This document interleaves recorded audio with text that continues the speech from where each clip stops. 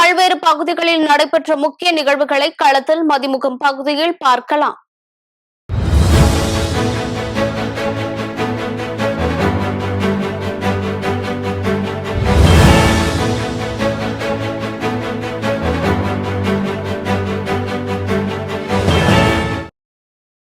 ஈரோடு மாவட்டம் கருங்கல்பாளையம் சோழீஸ்வரர் கோவில் அருகே அமைந்துள்ள காவிரி ஆற்றுப்படுகையில் மாநகராட்சி தூய்மை பணியாளர்களுடன் கைகோர்த்து பல்வேறு அமைப்புகளைச் சேர்ந்த தன்னார்வலர்கள் தூய்மை பணியில் ஈடுபட்டனர். காவிரி ஆற்றுப்படுகையில் மழைப்போல் குவிந்து கிடக்கும் பிளாஸ்டிக் கழிவுகள், தேங்கி கிடக்கும் பழைய துணிகள் மற்றும் இதர அசுத்தங்களை அகற்றினர். இதுகுறித்து சமூக ஆர்வலர் நாகராஜன் செய்தியாளர்களுக்கு பேட்டியளித்தார். அப்போது ஒரு காலத்தில் நாம் கையில் அள்ளி பருகிய அந்த தூய்மையான நீரை மீண்டும் பெறும் வகையில் காவிரியை மீட்டெடுப்பதே தங்களின் நோக்கம் என தெரிவித்தார். ஒவ்வொரு மாதம் பௌர்ணமிக்கும் கூட இங்கே காவிரிக்கு ஆரத்தி பூஜை, எப்படி கங்கையில் ஆரத்தி பூஜை நடக்கிறதோ அது மாதிரி காவிரிக்கு ஆரத்தி பூஜை இந்த படித்துறையில் தொடர்ந்து நடைபெற்று வருகிறது.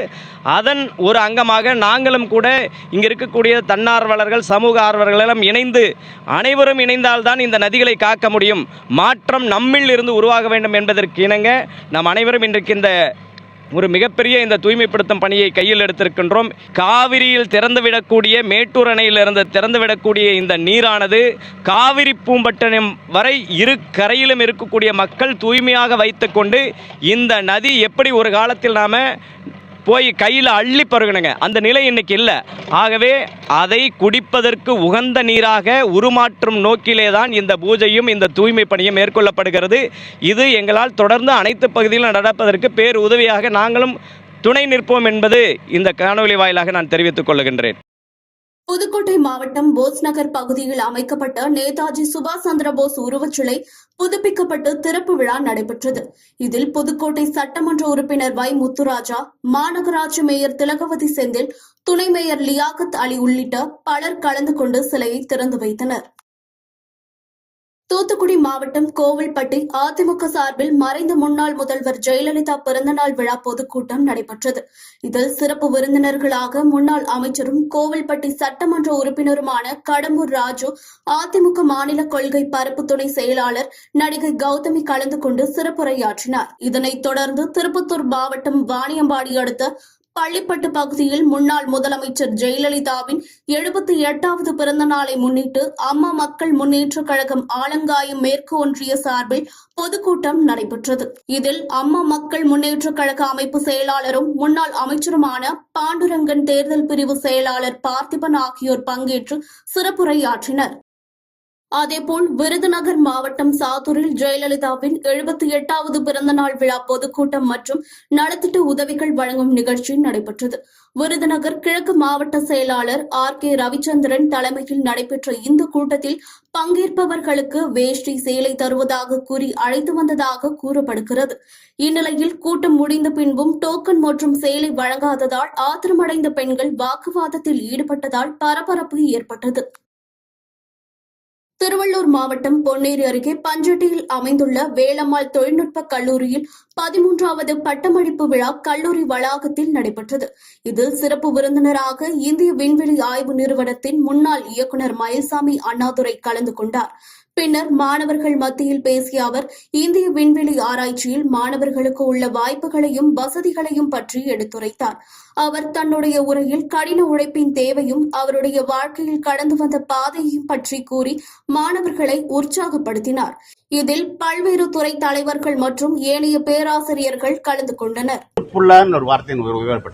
பொறுப்புள்ள குடிமகன்கிற பொழுது பொறுப்புள்ள அறிவியல் அதை நோக்கி தான் நம்ம போகணும். அதில் பொறுப்பில் தவறும் பொழுது இது மாதிரியான விளைவுகள் வரும். அதை நாம் புரிஞ்சுக்கணும். அது வந்து இன்னைக்கு ஆமைக்கு வந்திருக்குன்னா நாளைக்கு நம்முடைய மனிதர்களே செயல்களுக்கு வராமல் இருக்கணும். அப்படின்னா பொறுப்பாக நடந்துகளுடைய அவசியம் இருக்குது. அப்படிங்கிறதுக்காக தான் முடிச்சோம். அரசாங்கம் தனியாக இல்லைங்க, நம்ம தான் அரசாங்கத்தை உருவாக்குறோம். ஒவ்வொரு தனி மனிதனுக்கும் அது தேவை அப்படிங்கிறத நம்ம சொல்கிறோம். ஏன்னா ஒவ்வொரு தனி மனிதனும் அவனுக்காக புரிஞ்சுக்கணும்.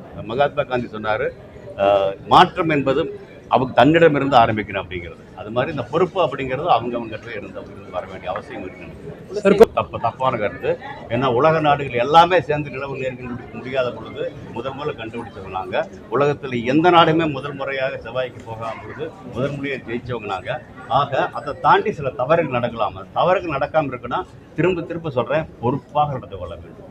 பொறுப்பு அப்படிங்கிறத அந்த மாநாட்டில் சரியாக நடக்காதனால தான், சிலரால் நடக்காதனால தான் இருந்துச்சு வழியா, வேற எதுவும் இல்லை. பொறுப்பாக நடந்திருந்தால் உலகத்துக்கே காமிக்கும்படியாக அந்த மாநாடு அது மாறி இருக்கு.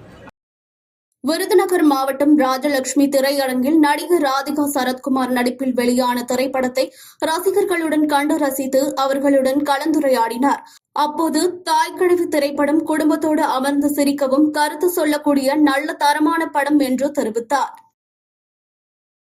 சென்னை மாநகராட்சி 195வது வார்டு பகுதியில் சிங்கார சென்னை 2.0 இருந்து சுமார் 3 கோடி ரூபாயில் குளத்தை தூர்வாரி மேம்படுத்தும் பணி மற்றும் பூங்கா அமைக்கும் பணிக்கு சோழிங்கநல்லூர் சட்டமன்ற உறுப்பினர் எஸ். அரவிந்த் ரமேஷ் அடிக்கல் நாட்டினார்.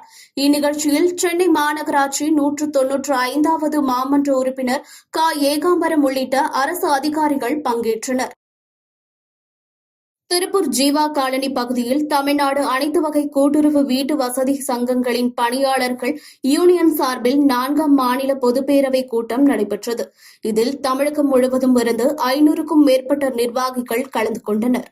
இக்கூட்டத்தில் புதிய ஊதிய ஒப்பந்தம் ஏற்படுத்திட உரிய ஆணை வழங்கி அமல்படுத்த கோருதல், ஓய்வு பெற்ற பணியாளர்களுக்கு கருணை ஓய்வூதியம் வழங்க வேண்டும் உள்ளிட்ட 30 அம்ச கோரிக்கைகளை நிறைவேற்ற வலியுறுத்தி தீர்மானம் நிறைவேற்றப்பட்டது. இந்த பேரவையினுடைய கோரிக்கையினை எடுத்து அதிகாரிகள், மாநில அதிகாரிகளுடைய கருத்துக்கள் அவர்களிடம் பெருத்து பேசி உரிய தீர்வு காணப்படவில்லை எனில் மாநில தழுவிய போராட்டத்தினை தேர்தலுக்கு முன்பாகவோ தேர்தல் கமிஷன் முன்பாகவோ நடத்த இந்த பேரவை முடிவு செய்துள்ளது. தேர்தல் அறிவிச்சுட்டா நீங்க எந்த போராட்டமும் பண்ண முடியாது. அப்போ உங்களுடைய கோரிக்கை நீங்க என்ன பண்ணுவீங்க? நாங்க எங்களுடைய எதிர்ப்பை தெரிவிக்கும் தேர்தல் புறக்கணிப்பு என்கின்ற ஆயுதத்தை நாங்கள் கையில் எடுப்போம். எந்த விதமா தேர்தல் புறக்கணிப்பா கோரிக்கையை இந்த நேரத்திலே நாங்கள் இந்த பேரவையின் வாயிலாக தெரிவித்துள்ளோம். அதை அரசு செவிசாய்க்க தவறினால் நாங்கள் தேர்தல் புறக்கணிப்பு என்கின்ற தேர்தல் சட்டப்பூர்வமான நடவடிக்கையும் நாங்கள் எடுக்க தயங்க மாட்டோம். இந்த நேரத்திலே இந்த பேரவையின் வாயிலாக இதனை தெரிவித்துக் கொள்கின்றோம். திருப்பத்தூர் மாவட்டம் வாணியம்பாடி நகர பகுதிகளில் இயங்கி வரும் நியாய விலை கடைகளிலிருந்து தமிழ்நாடு ஆந்திரா எல்லைப் பகுதிகள் வழியாக வாகனங்களில் கடத்தப்பட்டு வருகிறது. இதனிடையே அண்ணா நகர் பகுதியில் உள்ள அம்பலூர் காவல் நிலைய சோதனை சாவடிகளை கடந்து ரேஷன் அரிசி மூட்டைகள் கடத்திச் செல்லும் வீடியோ சமூக வலைதளங்களில் வைரலாகி பெரும் பரபரப்பை ஏற்படுத்தி வருகிறது. இந்நிலையில் ஏழை எளிய மக்களுக்கு தமிழக அரசு வழங்கும் அரிசி மூட்டைகள் கடத்தலில் ஈடுபடும் நபர்கள் மீது கடும் நடவடிக்கை எடுக்க வேண்டும் என சமூக ஆர்வலர்கள் வலியுறுத்தியுள்ளனர். வேலூரில் இந்து முன்னணியின் சார்பில் சமுதாய சமர்ப்பண தினம் தொழிலதிபர் மணிவண்ணன் தலைமையில் நடைபெற்றது. இதில் இந்து முன்னணி மாநில பொதுச் செயலாளர் முருகானந்தம் கலந்து கொண்டு பேசினார்.